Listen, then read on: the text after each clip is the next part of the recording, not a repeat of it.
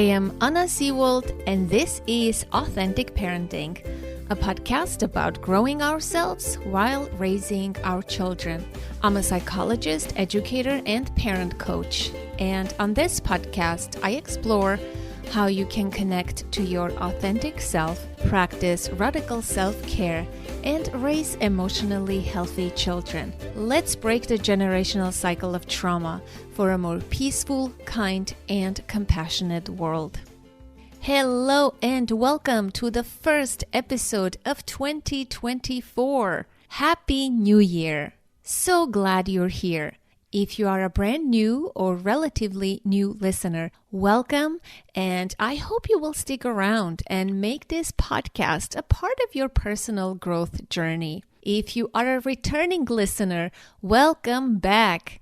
I have an incredible year planned for you, and I hope you'll come along for the ride for another year.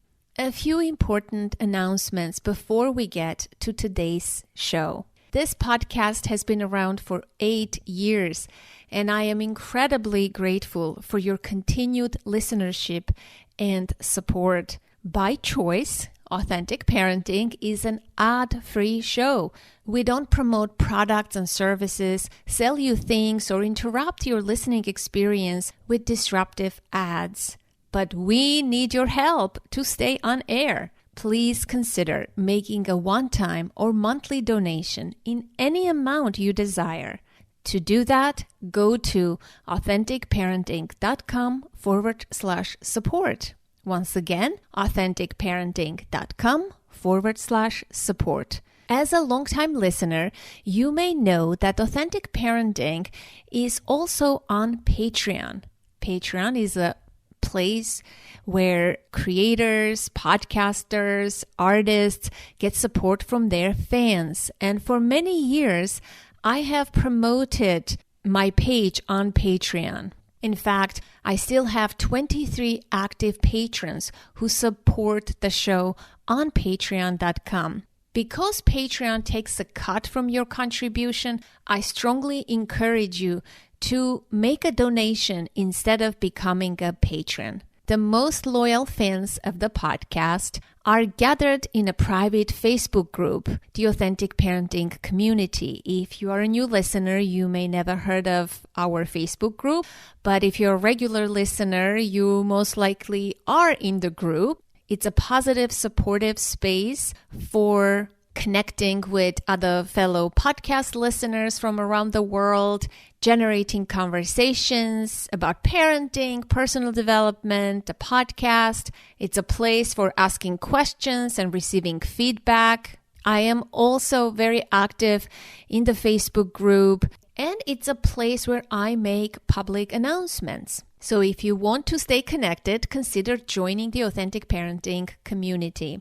Support calls. I want to make an announcement right from the beginning of the year and inform you that since March 2020, when the pandemic began, I started offering free support calls for the members of my community. The support calls are free. There is no opt-in necessary. You can come anytime and leave. We have a core group of members who show up at every call, and we have all become really good friends. The Facebook group is actually where I post about the upcoming support calls. Another way to learn about the support calls is my newsletter. You're welcome to subscribe to it on my website. I want to ask you to take a few seconds and do me a favor. Write a review on Apple Podcasts or rate the show on Spotify or wherever else you listen to the show. Your ratings and reviews are important. They help the show's visibility and growth. And remember, when you write a review about the podcast, it goes towards the entire show and not a single episode. If you have a comment, a question, or if you want to say something about a particular guest or episode, the review section of the podcast app is not the place. The Facebook group is a wonderful place for that, as well as you can always get in touch with me. I always love hearing from you, and I make myself available for my podcast listeners. Now, let me tell you a little bit about today's guest and the topic. I want to begin the year with a topic that is near and dear to my heart: compassion. My guest today is James Kirby. He is a clinical psychologist, senior lecturer, and co-director of the Compassionate Mind Research Group at the University of Queensland. He has broad research interests in compassion, but specifically examines factors that facilitate and inhibit compassionate responding. He also examines the clinical effectiveness of compassion-focused interventions, specifically in how they help with self-criticism and shame that underpin many depression and anxiety disorders. James also holds a visiting fellowship at the Center for Compassion and Altruism Research and Education at Stanford University and is an honorary member of the Compassionate Mind Foundation UK. In 2022, he authored Choose Compassion, and in 2020, he co-edited Making an Impact on Mental Health.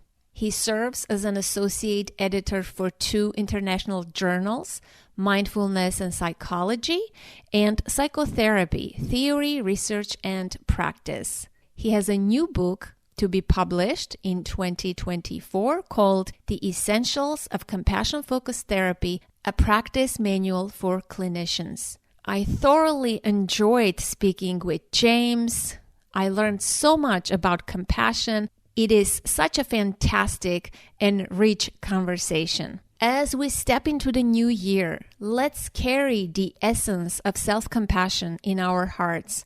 Remember, you are deserving of kindness and understanding, especially from yourself. Embrace your journey with love and acceptance, recognizing that growth often accompanies challenges. Let's extend this compassion beyond ourselves and into the world. In a time where the world needs healing and understanding more than ever, each act of compassion becomes a ripple that contributes to the greater wave of positive change. Together, we can be the light that guides others through the darkness. Speaking of healing, let's not forget the importance of doing the work of self-discovery, growth, and healing. As we embark on this journey, we may find the strength to face our vulnerabilities and the courage to embrace change. Healing is a continuous process, and every step forward is a victory worth celebrating. Lastly, let's carry the spirit of nurturing and parenting into our own lives. Let's create a world where understanding, patience, and love are the cornerstones of our interactions. Here is to a year of self-compassion, compassion for others, and collective healing.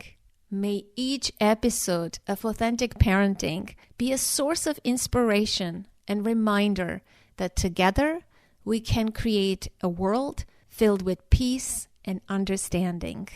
Wishing you a joyous and fulfilling new year. Please enjoy. I am going to ask you a question right from the last chapter of the book. Yeah, sure. That was quite interesting. Would you like to be cared for by a robot programmed to show compassion? So the current developments in AI, compassion, caring for people. Can you talk about this a little bit? It was quite shocking. And my answer is no, I don't want to be cared for by a robot. Yeah. I suppose depending on the time of day, my kind of answer might change for this one. I mean, we just had in Australia, where I am, a massive royal commission into aged care. And what they found was so many of the carers were doing a wonderful job caring for the aged care residents, but also many of them were very abusive. And, you know, these residents often would have things like dementia, for example, or would be struggling with some kind of condition or health condition which would impair their capacity. And they were being physically beaten, not fed, And this was humans to humans. And so if I had to put my parent into aged care at this point in time, my answer would be no, because I'd be scared that this would be likely something that they would get in terms of treatment. I'd be putting them at great risk, really. And so the idea then is, well, as a society, we've kind of not perhaps valued that professional work as much as perhaps we could, and perhaps remunerate them better, provide greater training. A lot of the aged care residents went from being government funded to private enterprise, and often therefore there are a lot of cuts to resources and equipment in order to do the job, well, because you want them also caring for humans who are vulnerable, not just minimally. You want them to do it more than minimum, right? Particularly if it's your own loved one. And so if you had a robot trained, an AI robot governed by a set of rules which wouldn't allow them to cause harm, maybe that would be better than a human who, just based on the evidence in Australia that we've acquired over the last 5 to 10 years, you're at really great risk of being abused. So it's like, what would you prefer in this disastrous situation? Ultimately, if you could better fund and train and regulate aged care, and so humans were doing the right thing, I'd prefer a human as well. But tragically, that's not happening. Very interesting. Yeah, it makes sense. It makes me think of parents who at times lose their cool, beat their children, spank and hit their children, right? I'm not suggesting we need robot parents, right? Yeah. But I understand, if you were desperate or in the situation that you described, I'd rather have a robot to care for me than nobody. Right. And those AIs are trained to respond and have compassionate responses. Of course, the difference with humans is different, right? But I can see the use of it. When I was reading that chapter in your book, I was really convinced that this is why. Quite interesting. My first obvious response is, no, I don't want to be cared by a robot. But then when you read about it, your eyes are open here and you're like, wow, this makes sense. There is place for this. I'm in agreement. My first reaction is no, I would much rather human contact. And in the family situation you mentioned, there's still a really important sort of genetic tie, genetic link, and it's your family of origin, it's your story. There's so many elements involved, and often in those situations, we definitely want to help support the parent to provide better care. You don't want to extract the kids. And most often the kids, they don't want to be extracted from their parents either. There's this really difficult dilemma faced. But in the aged care setting where the carer you have isn't related at all, they're doing it for a job, that puts the relationship in a different kind of, I suppose, category. And so it's kind of like, this is someone who's caring for you, who's doing it as part of their job. And I think a lot of those caring jobs just aren't valued by society to the degree that they should. If you have a look at jobs like nurses, childcare, educators, and in this instance, caring and aged care, they're just not paid well. They're paid not very highly. In Australia, there was a big study done in the education profession for teachers, and 7 out of 10 teachers reported that they're just not respected by their fellow peers outside of teaching. It's seen as being a valuable profession. And so it's kind of like, when you're not feeling like you're seen, heard, or valued in that way, it makes you think a couple of things. One is, we rely on a lot of people's just intrinsic goodwill to do these jobs. And that leads to obviously burnout and exhaustion. And then B, you're not going to necessarily be attracting the people that you ideally would want in these roles, supporting our most vulnerable, particularly if the training and support just isn't there. So it's no surprises that people are working in these environments and are stressed, burnt out themselves, or just aren't a good fit for the job, but there are a few perhaps opportunities available, and this is something that pays. So it's kind of like these systemic issues definitely impacting as well the type of quality of care you get in those environments as well. This makes me think of foster care, at least in the United States. Who becomes a foster care? It's not an affluent, well-educated person or a family, right? It's just people who are struggling financially. They have hardship themselves. They have their own children and difficulties, and just making just a little extra money by fostering a child. That's who applies for those programs. And of course, you hear all sorts of stories about abuse, children being abused in foster care system. And Very, very fascinating stuff. Yeah, and it's also stuff that doesn't often get a lot of discussion in everyday life. It's kind of like one of those things that,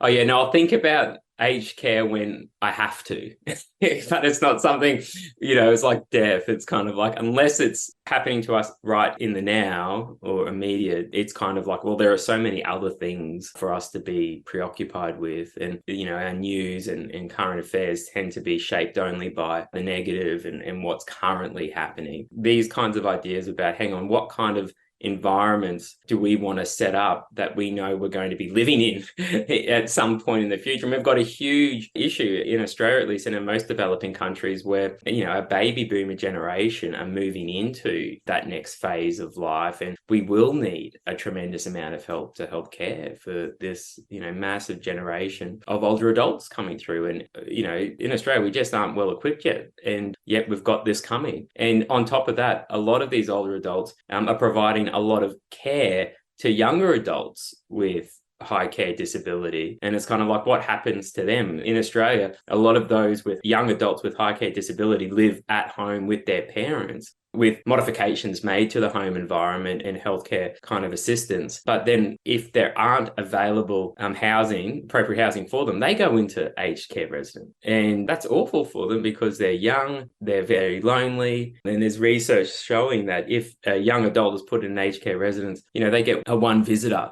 a year. It's not a very welcoming place for other young adult friends to come and visit. So, there are these kinds of very big societal pressures that we're going to be under in the next 10 years. And we'll probably start to think about it when it's too late. I think it would be good to define compassion before we move forward. Absolutely. So, at its core, compassion really is about suffering. So it's trying to recognize suffering in yourself or, of course, in others. And others could be any sentient creature. And then the idea then is once you notice that you just don't stop there. You then start to have a think about what it is that you could possibly do to help alleviate, or even better yet, prevent it from happening again in the future. And so it often requires some kind of action. Sometimes that action is kind of, in some situations, it's waiting and observing and allowing the other person a chance. In other instances, it's us getting involved and doing something. But there's just no one sort of compassionate behavior. There can be, depending on what you're capable of, many different possibilities of things you might be able to do. Yeah, sometimes an inaction is the most compassionate act in a specific situation, right? Very much so. Sometimes, for example, to take a common parenting situation, it could be that the child's really struggling to do something, maybe tie their shoelaces, and, you don't rush in and just always tie their shoelace for them. You just give them a chance to work through that struggle and try to accomplish it themselves. And of course, overcoming something that requires effort can be a great source of, pride and a good opportunity for us to then reinforce, hey, look what you managed to do. You worked through it and you did it. That's great. So, that kind of stuff is really important. In those instances, we're not talking about, this is purposeless suffering you're going through. And of course, that kind of suffering is perhaps more on the low side in that example, emotionally frustrating, perhaps on the low side. But suffering that isn't chosen and suffering that's done to us or imposed upon us from others, that's a very different type of suffering, and one we really do want to try to change. And that's kind of what we're talking about in that aged care with the robot situation. And I think I also want to ask you about the difference between kindness and compassion. Yeah, so these are very, very overlapping. And in fact, kind acts can, depending on the eye of the beholder or the target, can also be viewed as compassionate. So kindness is really about, if you trace the origins of the word back, about treating others as kin. And if you link it into sort of Buddhism and the four immeasurables, we have compassion, but you also have loving kindness, or friendly kindness is sometimes how it's translated as well. And the idea here is acting kindly towards others to bring about goodwill or happiness, or to enable them to experience some kind of joy. And that's a slightly different motivation to compassion, which is focused very much on suffering and then addressing the suffering that could be experienced. Now, you still might feel a great sense of meaning from being helpful towards others and alleviating a bit of stress, but you don't often necessarily feel great levels of happiness, joy, or something like that. So if I'm kind to someone and I might give them, say, surprise them with a present, I might experience a lot of anticipatory joy. I might see them get happy and then I get happy. That's kind of contagious in that way, and we're kind of sharing a wonderful moment. But, if someone's experiencing something very painful, and if I can alleviate some of that, there might be a feeling of relief, perhaps, a sense of, connectedness, but not necessarily joy or happiness, unless you can, of course, cure something or totally remove something. There might be some jubilant in that as well. Yeah, it's relieving, actually. You don't have to solve their problem or cure certain thing that they go through. A compassionate act could be just to be present and listen, or to hold space, right? You can apply it to parenting, to, with our children or with our partners, biting our tongue and not saying things to our partner in the midst of an argument. Absolutely. It's kind of like compassion, not all suffering can be fixed, right? Suffering is tragically part of life, and it's something that we will all experience to various degrees. It's kind of like William Kuyken says this in some of his work, and Christine Feldman. It's kind of like approaching suffering in a landscape of compassion is much more preferable than not, and can make it more approachable if we come in with compassion in those moments of suffering, as opposed to another mindset which can be very kind of rescue or fix it, or kind of almost a mindset of comparison, where it's like, why me, why, which is very, very easy, and one I often can slip into when some tragedy happens to a family member or friend.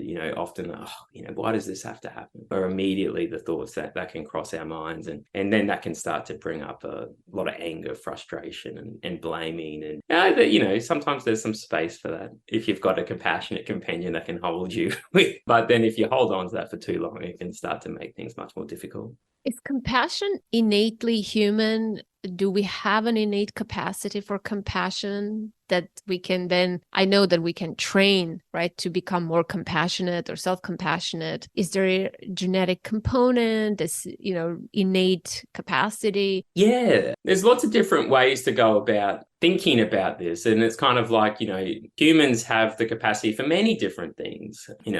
We've got the capacities to be excellent runners at the Olympics. We've got the capacity to come up with incredible scientific explanations or discoveries regarding treatments or vaccines. It is incredible what we are capable of. And one of the things as humans that we rely on as a species, given that we're mammals, is the care from our parents. And, humans require a great deal of care, really up to 14, 15 years at a minimum, getting us into adolescence. But now parents provide care up to 30 years or something like that. But we're providing a lot of care, and that's not because we're needy or selfish or so ego driven that we just constantly need people caring for us. It's just the case of when we're born, we're completely defenseless, pretty useless actually, if you can't do much outside of cry, can't move. Whereas you see other animals, for example, a horse born, soon after being born, it's trotting around like on their four legs, doing horsey things. Whereas there's still a growth development, of course, but for humans that takes a very, very long time. And so we require that care. So a lot of times when we think of compassion, we kind of base it through this evolutionary lens that as humans, and mammals, in order to be successful and thrive, and our offspring thrive, we need to be responsive to their distress. So their signals of suffering, if you will.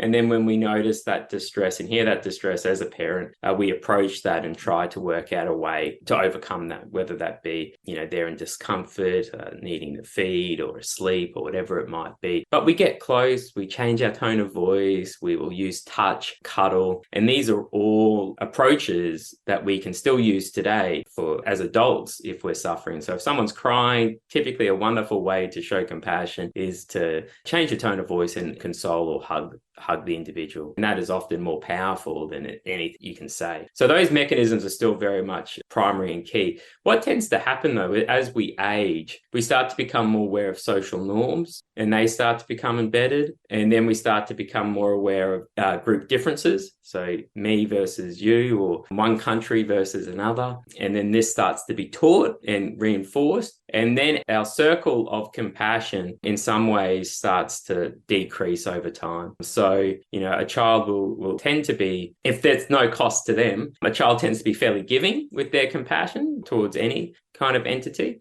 But then as we get older and older, we become more selective on who we show compassion towards. But we can still extend it beyond those boundary lines. And we often do commonly, which is quite remarkable for humans. But you don't tend to see that in the animal world to the same degree. And I suggest, as do others, that that's partly because we've got this tremendous cognitive capabilities of being able to, forecast deep into the future and go, okay, what kind of society do we want to set up for the next generation to inherit? And we can start to think about a range of possibility, not just one or two, a range of possibilities, and prepare for those. And then we can start to imagine, recreate a different future to the ones we're currently in, which we just don't see to the same degree in other animals. But certainly animals are very caring, there's a stack of videos on YouTube of elephants doing remarkable things for each other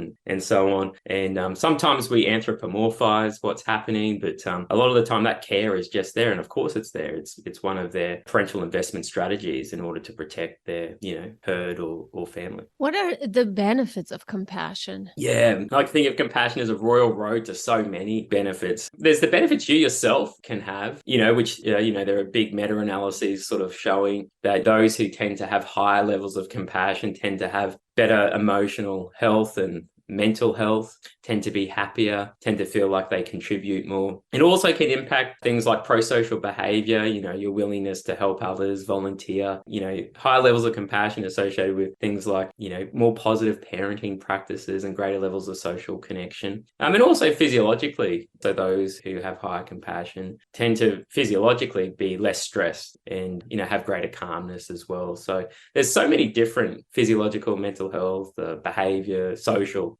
benefits from compassion. Yeah, so it's interesting how parenting is so crucial, right? If we become more compassionate and care and attune and be present and warm towards our children will become more compassionate, and then themselves will care and nurture for their own offsprings in a compassionate way, and the world will be a better place, right? I agree wholeheartedly. We did a study with 100 parents, and these were parents who were self-critical, but our idea was if we just gave them compassion training, no parent training, no strategies on, hey, here are some different approaches you can use with your child, but rather if we train them in just compassion practices and try to increase their compassion, the idea would then, this would then ripple out in their interactions with others, in particular their children, hopefully leading to less overreactivity and hostility with their kids and so on. And sure enough, that, by focusing on that, we found at follow-up that parents were less hostile with their kids. And also they reported greater positive outcomes in their children, and they had high levels of compassion themselves. So, there are many pathways in order to help parents with the roles that they're doing. And I think compassion's a crucial one. But critically, I think what you touched on there also is how you start to think about yourself and judge yourself and view yourself as a person is very much influenced by how others see you or interact with you. And, if you've got parents or you're growing up in a family environment where you're criticized a lot, judged a lot, spoken to harshly a lot, that can then start to be adopted as your own internal kind of relating style. And what you'd prefer, of course, is what you've mentioned there is, parents to be compassionate, caring, warm, supportive. And if they're like that towards you, then hopefully that starts to become the inner relating style. So self-compassion is very much influenced by how, it's not causal, but it's very much influenced by how others in your family environment have started to relate and be with you. And so I think it's very, very important for self-compassion as well. Yeah, I think self-compassion, I mean, after doing this parenting work with parents and doing this podcast for 8 years and interviewing so many interesting and fascinating world-renowned experts, I'm coming to realize that the most important skill that any parent needs is self-compassion. That is the number one tool you can put in your toolbox. And then you can add other tools. But I think the biggest one is self-compassion. And yeah, I was pretty fascinated by that study that you mentioned that, parents became self-compassionate. They started regulating themselves better, not being reactive, but their parenting style didn't change so much. That was quite fascinating. It's a good outcome.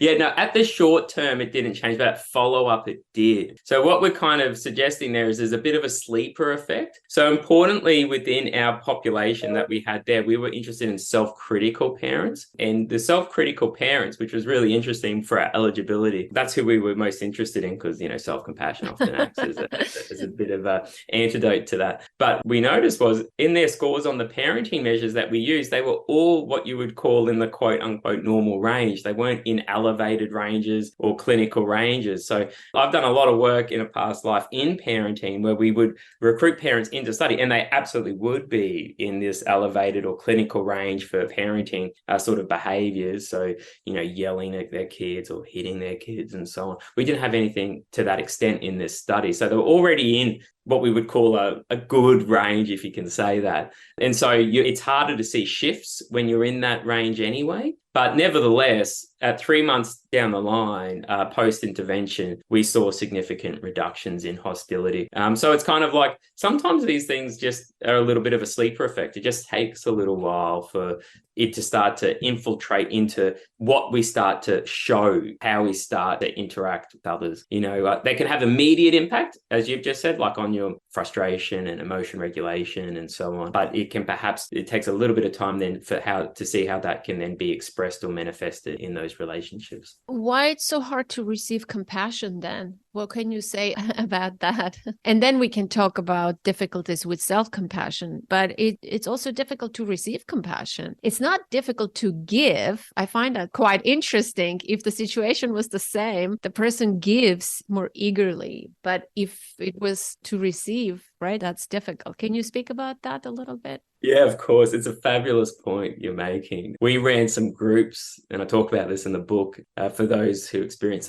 body weight shame. And, and it's a compassion focused group. And first session, when we're getting to know each other, we kind of, just share a little bit about our hopes for coming and what we're kind of wanting. And first person shares their kind of, hopes and so on. And in sharing that, shares also some of the real pain and difficulty they've gone through. And you just see all of the group members' compassion just flowing out immediately towards this person. And they just became smaller and smaller and smaller in the chair, started kind of, trying to almost like shield themselves from this avalanche of compassion coming in. And then after they shared, it was like, okay, who wants to go next? And no one wanted to.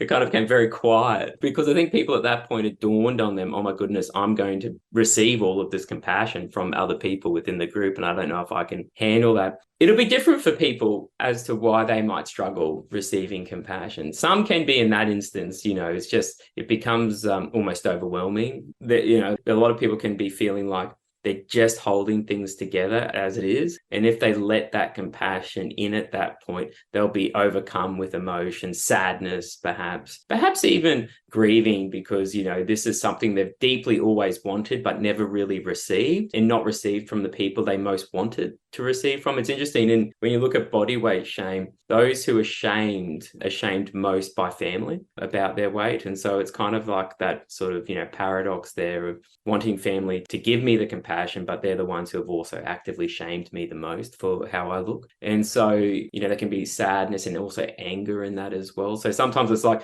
barely getting through as it is. I can't handle all this stuff, so I'm going to keep it away from me. And in other instances, people can fear it because there's this sense that, people will tell other people I'm struggling. And then there'll be all this rumor going around, and really this is a private thing that I don't want shared, particularly at work. We might wear masks and so on. Like doctors, for example, they do not share so much how they're coping. And partly because if another doctor finds out you're struggling, say with something to do with your mental health, say depression or anxiety, you will receive less referrals and you'll be seen as a more incompetent doctor because of that. So the impacts are very real and often intense in some instances. So it makes sense that you try to hide it, so on, from other people. Well, how could you help the person to learn to accept compassion if the person is having a difficulty? What are some ways? I struggle with this too. Only now I'm okay with receiving. I was always okay giving compassion to people, but receiving now is not 100%,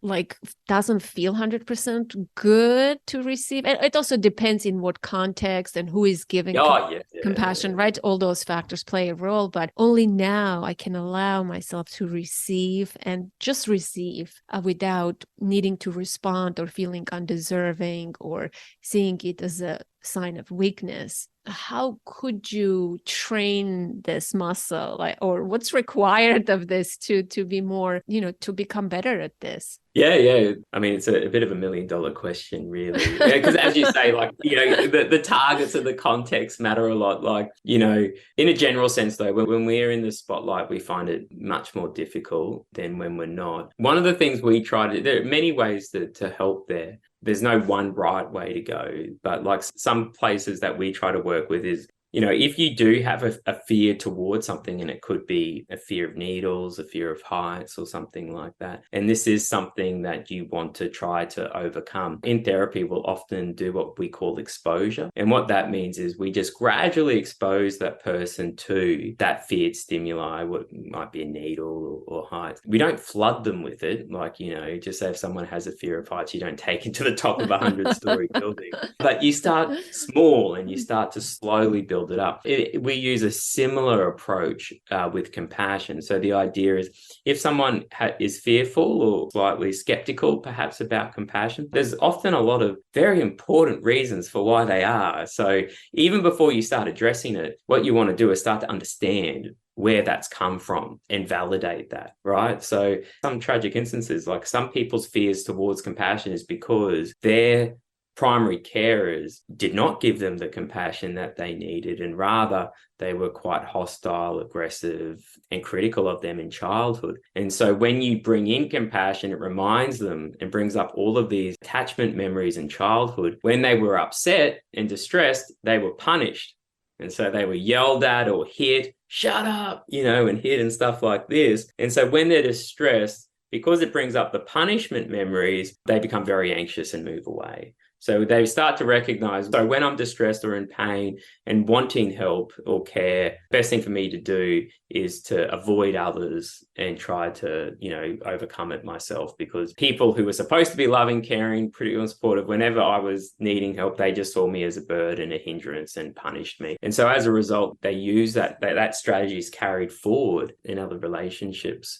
And that makes sense. And so the idea is you want to understand that and validate, that struggle, that difficulty, and hear that and let the person know, hey, that's not your fault, and so de-shaming them straight from the get-go. And then you might start to think about, okay, if we were to start to let this in, what might be an easier place for you to begin? And then you can start to create almost a compassionate ladder, if you will, of, okay, we can start down here and then gradually work your way up. What I often see in a lot of trainee therapists who come through the clinic, who I train our master's program, when they've got a client who's skeptical and you can see that obviously they're going to struggle a lot with this compassion coming in, the therapist really turns up loudly their compassionate behavior. They become even more overtly kind of trying to show it. They lean in even more. They start to, really go over the top with the validations and go, I'm here with you. You're doing such an amazing job. And it's like all of this just makes the person, more upset, distressed, and so on. And if it was a spider, you wouldn't just keep upping the ante and giving them, putting a spider in their lab. You would pull back and go, okay, what's going on? So part of the way to help build it is to try to start to look at, okay, how can we begin to expose you to compassion and receiving compassion. And how can we do this in a gradual way? That makes sense. And those parents, right? Everything begins with our parents. Yeah, I know. I know. If they did things right, we wouldn't be struggling, right? Yeah. Yeah, I know. So yeah, lots of blaming. I'm just kidding. No, I'm just kidding. There was one study I can't remember exactly where it was about parental warmth, that even if parents were critical or shaming, but parental warmth was also present. Do you know what I'm talking about? Can you talk about that? Yeah. I think this was research done by Marcella Matos, Ann Steindl, and Alison Cree. But there's also other research looking at the importance of warmth. The idea here is like, we know shame can be an incredibly painful experience for people.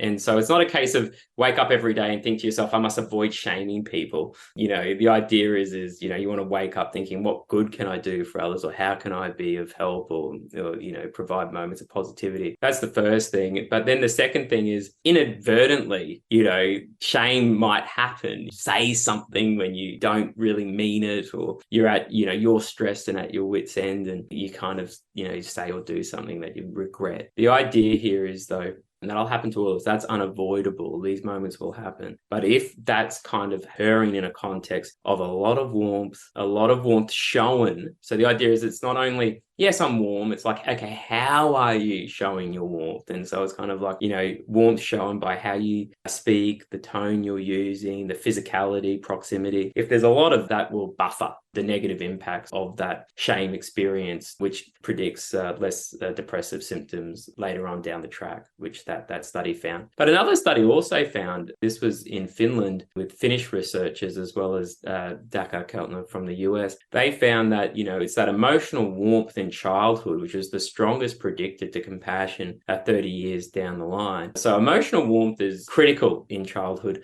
not only for that child to feel like they're having a loving and joyful childhood, but also for compassion. Yeah, this is interesting and quite good news for parents who are very critical of themselves, right? It normalizes a lot of our experiences. As long as we are warm and caring, sometimes when you're critical or shaming, it's okay. You don't have to be perfect 100% of the time. So instead of focusing on what you did wrong, maybe you can amplify your warmth and, right? Yeah, this is very much so. I mean, one of the things, you know, with adult clients I see today, it's kind of like sometimes we'll just reflect on in therapy, like how often they're receiving in their everyday life just touch in a warmth kind of way. Like, you know, has anyone touched you today, given you a hug or touch your shoulder or held your hand to convey a sense of you matter or, you know, I care about you? And it's surprising just how many don't receive it, particularly if they're not in a relationship or if they're not a parent. So I think of a single adult, perhaps, you know, going through everyday life and not receiving it at all. And in fact, in some professions,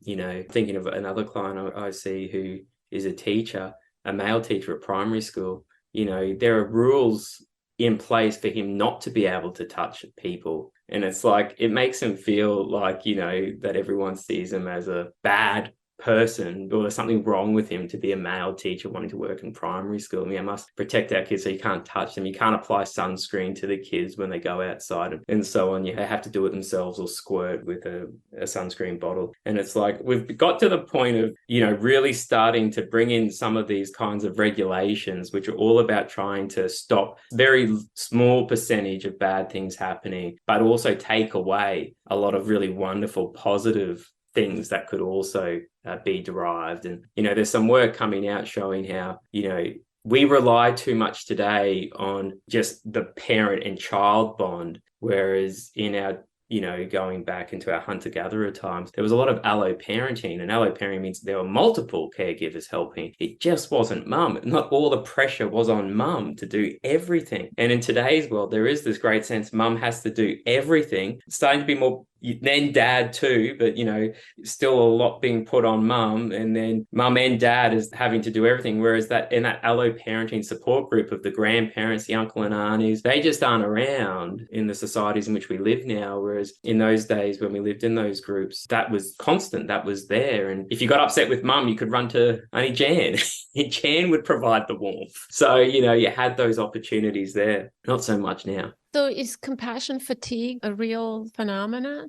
Yeah, I mean, it depends on how you define that, right? So a lot of people talk about if I just keep caring always, it'll drain me and I won't be able to continue to care. Yet we know in healthcare, those who've been doing the job for longer have higher levels of compassion than those who are doing it in their first 5 years. So that kind of turns that kind of argument on its head. And it often can also be a sense of compassion is just not one way. We've kind of been talking about it in multiple ways. So compassion going out, compassion being received from others, and how you are self-compassionate. And so sometimes we can be too focused in one direction and not another. And so it's a case of, well, are you able to kind of have a look at where most of your energy of compassion is going? And if it is a case you're feeling fatigued, it might be more of a case of you're feeling burnt out, or with work pressures, or exhausted by everything that's going on in your life.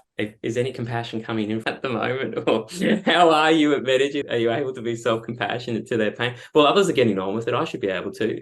You see the little empathy they have for themselves at that time. So we tend not to talk about compassion fatigue. It's interesting for mothers with postnatal depression, for example, they'll come to therapy wanting to be better, being a parent, and feel that warmth and bond with their child. And they'll sort of talk about how they don't feel like they're a compassionate person. If they were, they would have this bond with their child. And it's like, no, obviously you are deeply compassionate. You care so much. You're coming to therapy to try to stimulate those emotions that you're not feeling. So your motivation is 100% there. You are a deeply compassionate person. You're just not feeling that. But despite not feeling that, you're still motivated to try to feel like that. And that's extraordinary. So we often talk about compassion as a motivation, and the feelings that come with it are going to differ. So sometimes those feelings that come with compassion are, anger that someone could be treated in such a way. And so we stand up and try to take action. Other times it's sadness, which generates a movement towards to try to do something. And other times it can be a real sense of, connectedness in this together kind of experience. If the family's going through some kind of tragedy, some solidarity that's kind of felt by being together, sometimes talked about as shared or common humanity. I found very fascinating learning about that study. I think you conducted that study where you show, a picture of one child versus two children or more children. Yeah. And that was quite interesting, how we can turn on and off our compassion depending on the context. I found that very interesting, one person versus groups, how it's presented. If there is a name, there was the suffering of that one child. Can you speak about this? Yeah, no, it's fascinating, isn't it? I mean, this is what makes compassion so interesting, because on the surface, it feels like, oh, yeah, being kind to people or something like that. It's pretty simple. But then when you start to dig into it, it just becomes very complex and interesting and fascinating, and there are all these paradoxes. So with compassion, there are just many different levers you can pull that can help increase the likelihood that you'll see compassion, or even see it inhibited or turned off. And the classic one to see it turned off is, categorizing into in and out groups. As soon as you start to paint someone as an out group member, we're much less willing to go out of our way to help them. And in fact, we'll even take greater joy in seeing them hurt or suffer. There are some terrific studies manipulating those kinds of things. But then also, humans are kind of, particularly empathy, it's kind of geared up really to work on those one-on-one interactions. And so if we see the pain in one person and we see them, we can start to identify with them a little bit, try to get their experience, and that can make us feel some distress as well. And so sometimes us feeling that personal distress can act as a driver to help if it's manageable and we feel like we can help. And then we try to do something in the one-on-one. And George Slavich did a lot of this early work, but, so did Daryl Cameron, and we've been doing some of this work too. As soon as you increase it to two people, the amount of effort you'll go to decreases, even though it's double the amount of suffering. It feels so weird. When you think about that. And then, of course, if you scale it right up to, a million people suffering, it just becomes, some say, overwhelming. George has a phrase called pseudo inefficacy, where there's this sense that my help will not be at all efficacious or make a difference. Yeah. Or pseudo inefficiency, is it? Yeah. It won't make a difference, because I'm just one person. How could I possibly contribute and make a change? Whereas you can feel like you can make a difference if it's just one person. But of course, your efforts, no matter how small they are going to have some level of impact, particularly if it's a million people responding to a million people, that it kind of all those efforts accumulate. But we find that very hard to rationally and deliberate and kind of deliberatively think through. In those instances, we're really driven by emotion, and that can be really useful for most of the time, but when you're starting to think of larger groups or larger numbers, it kind of acts as a blocker. Yeah, this is good information for, like the war in Ukraine or in Israel and everywhere in the world that, there's something happening somewhere. There's always this group of people in my, at Princeton University every Sunday. They stand there, they collect money, they have the Ukrainian flag, and they're like, help people in Ukraine, help people in Ukraine. And I was, after reading this study, I'm like, this is not the right way of marketing.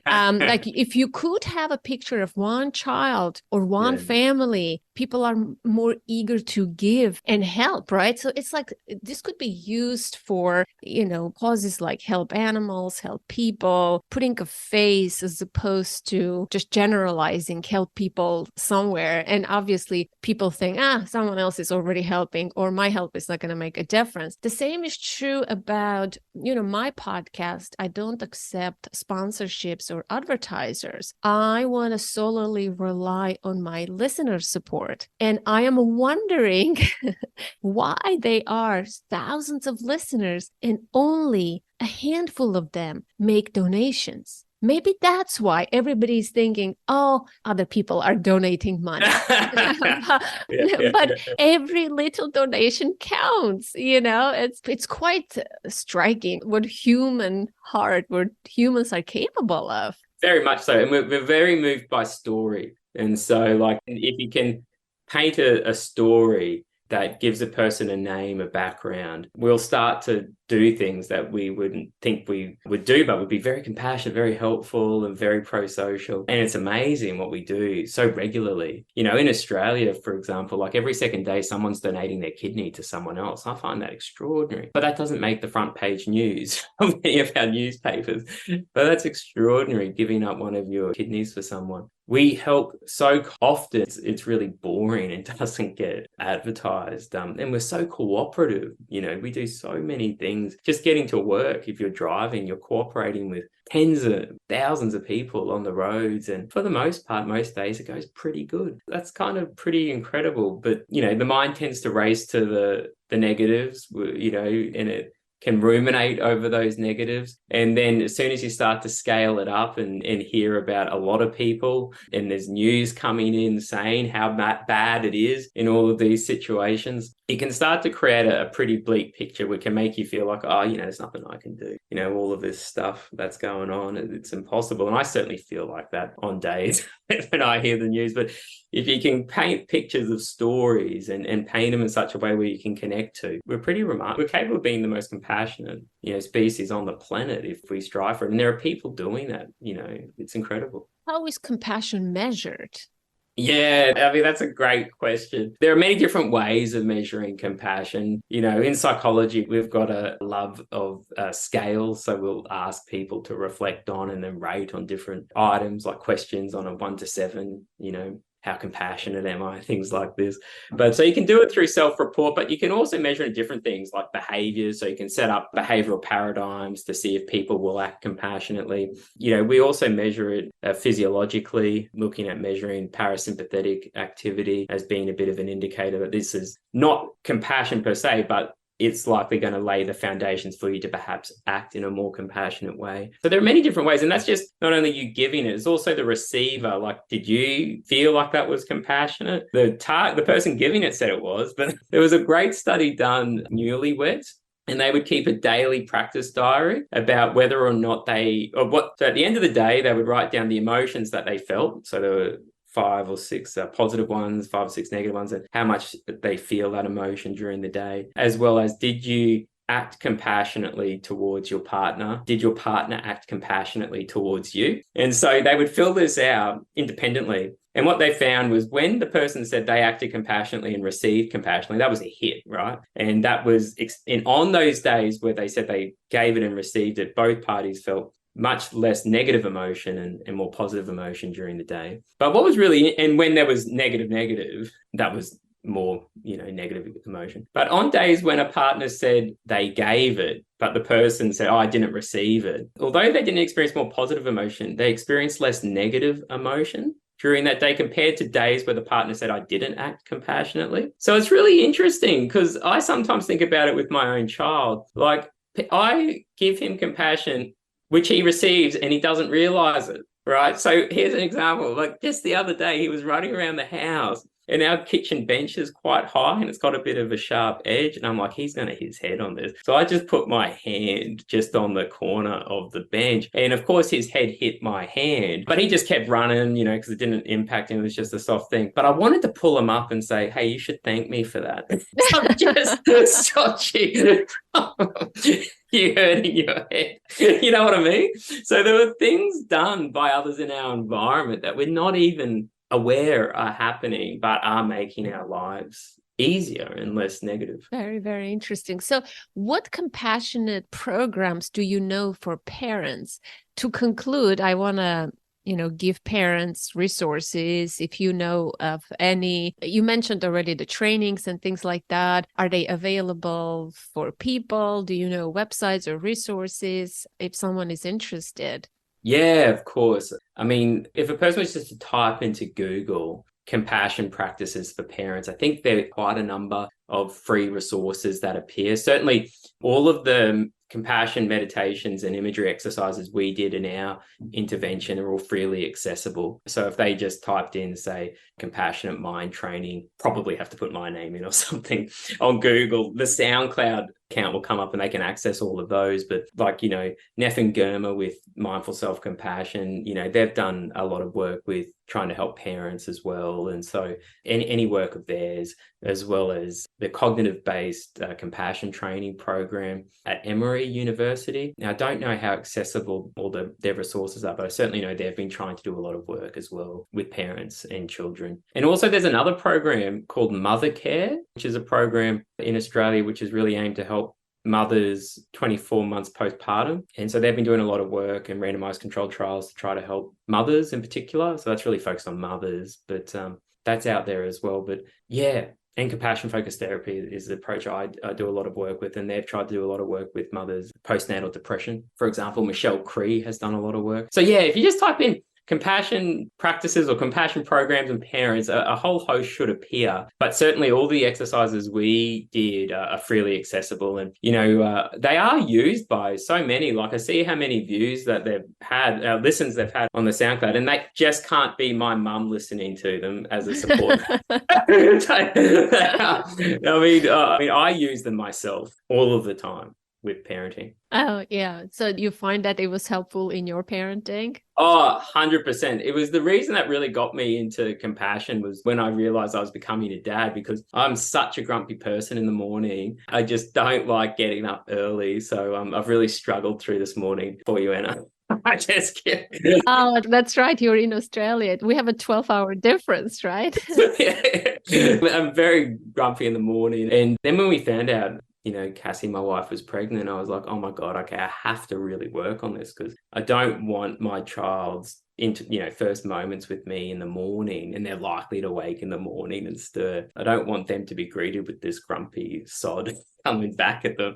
And so it was kind of like, okay, well, how can I help myself here? And as opposed to, and some of the ways I try to help myself sometimes are pretty attacking on myself. Oh, idiot, come on, what's wrong with you? Get it together, in a much more aggressive language. I'm just trying to be a little bit polite here. And so to begin with, I just started by changing. This is an exercise I learned from Paul Gilbert, was when I wake up in the morning at that first thing, just to welcome myself in my own mind, using a friendly voice tone. So, good morning, James. And that immediately made me feel happy and make me smile, partly because it's silly, but also partly because it's fun. And then it was just like connect to the breath just for a little bit, like just 1 or 2 cycles. And it's like, okay, if I was at my compassionate best today, what would I be doing with my son, Fletcher? How would I respond?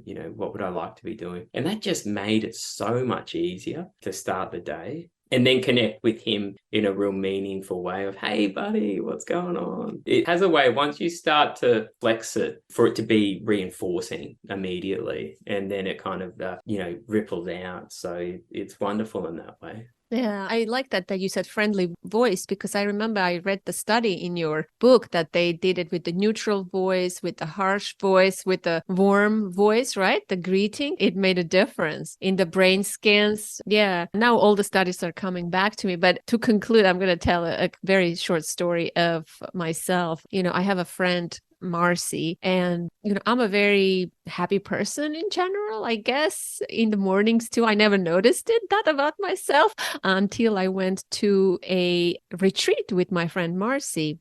And I've been to retreats with Marcy before, but we never shared a room. So before we went to bed, Marcy said, hey, there is a meditation class at 7 a.m. Do you want to get up and do it? I said, yeah, sure. So we set up our alarms not to forget this. And, 6 o'clock, I'm always up. I woke up, I'm opening the blinds, I'm singing, I'm walking around. Marcy is still sleeping. Her alarm keeps going and going and going. Then she has an eye mask on. Then she lifts her eye mask and goes, Anna, are you always this happy in the mornings? It was so shocking for me. I just stood there. I said, what? So some people. No, I'm like your friend. Very well. I'd be like, she was even more polite than me. I would have been like, what the hell are you doing? Shut those bloody curtains. Yeah, that's what her predisposition as well. And I was taken aback. I had to curtail my excitement of the day. Yeah, wow. I mean, it's so fascinating. There's more and more work showing, some of these subtle differences between, early risers and night owls and stuff. And just even like best times to exercise, depending on what your sleep cycle is. It's fascinating stuff. I mean, the more you dig into what it's like to be human, it's just extraordinary. Yeah. So one last thing I want to ask you. What do you want to leave my listeners with about compassion, or from your book, from your work? What are you most passionate about? What excites you these days? Maybe the research that you're doing, or something to have some punchline to end this conversation. Yeah, goodness. Yes. Okay. I mean, depending on the day, I could come up with something different. But at the moment, because I get asked a lot, how do you get kids to be, to make sure that they start to, embody and become, more compassionate? And I think one of the things that we underutilize, but should be our first point of contact, is we need to just role model it. So the more we model it and can show it in front of the kids and name it, I think the greater, because kids copy everything they see, from all our good habits to our bad habits. So if they can see us acting compassionately and they're not shielded away from it, or we can name it or label it, we're increasing the chances that they're going to start to copy and imitate this or bring it into their lives as well. So, if you can start to make sure that, you can do it, and you're doing it to not only be helpful to that person who needs it at that time, but there's also another part that realizes this is an opportunity for my son or daughter also, to observe it in everyday life. And it, and it's just then becomes part of the, we're a family that helps, and so it just becomes, if you see, we try to help. And so they're always trying to be helped. So if you can try to model it in that way for our children, I think it would be really powerful. I mean, there are some really important studies done in the US showing that as parents and teachers, we feel being caring towards others is the highest value we should be trying to bestow on our children. But when children report what's the highest values or rank order them, they say achievement and success is the highest. So this real discrepancy between what we're saying is important and what kids are picking up on as important from their parents and teachers. So, and I think that is because we spend a lot of time talking about, so how'd you go at school today? How did it go in class? What are you working on? Or let me help you with your homework. There's little emphasis on, hey, did you do anything kind towards someone today? Was someone kind to you? Or, that has less of and I know myself as a parent, the focus tends to be more on the former than the latter. And so it's like, how do you open up those kind of dialogues to show and to let the kids know, hey, how you care for others in everyday life is really important. and something we value. Yeah, good reminder for all of us. Thank you so much, James. The time went by so quickly and I really enjoyed speaking with you. I definitely enjoyed the book, learned so much. I will always go back to this book. There's so many interesting studies you quote in there. Who knew compassion is such a rich subject? Fascinating stuff. Thank you so much. Oh, thank you so much for having me. And it was absolute joy for me and a real honor. So thank you.